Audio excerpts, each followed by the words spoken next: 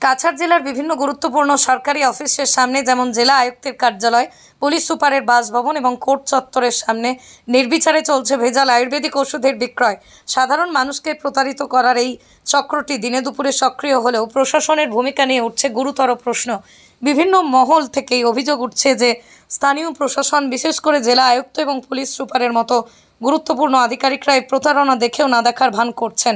এমনকি এই ওষুধ বিক্রেতারা প্রশাসনের নজরের সামনেই তাদের কার্যক্রম চালিয়ে যাচ্ছেন, যা সাধারণ মানুষের স্বাস্থ্যের জন্য মারাত্মক হুমকি হয়ে দাঁড়িয়েছে। কিন্তু বর্তমানে রাস্তাঘাটে, হাটে বাজারে যেসব আয়ুর্বেদিক ভেষজ ওষুধ বিক্রি হচ্ছে, বেশিরভাগ ক্ষেত্রেই সেসব ওষুধ অনুমোদিত কিনা তার তথ্য সহজে যাচাই বাছাই করার কোনো উপায় নেই। কিন্তু বেশিরভাগ মানুষের ধারণা নেই যে এলোপ্যাথিক মেডিসিনের চেয়ে প্রাকৃতিক উপাদানে তৈরি ওষুধ অনেক উপকার রয়েছে। অথচ অনুমোদনহীন এসব ওষুধপত্রে কিছু ক্ষতিকর উপাদান থাকতেও পারে, যার অনেকটাই আমাদের অজানা। তাই আয়ুর্বেদিক চিকিৎসকের পরামর্শ ছাড়া এসব ওষুধ সেবনের ফলে স্বাস্থ্যের ক্ষতি হতে পারে। চিকিৎসকের প্রেসক্রিপশন ছাড়াই করে তারা এসব ওষুধ অবাধে বিক্রি করছে।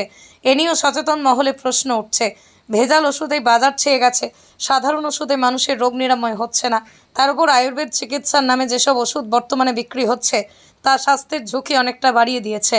লিভার, কিডনির মতো গুরুত্বপূর্ণ অর্গ্যানগুলোর বিপদ বয়ে আনছে।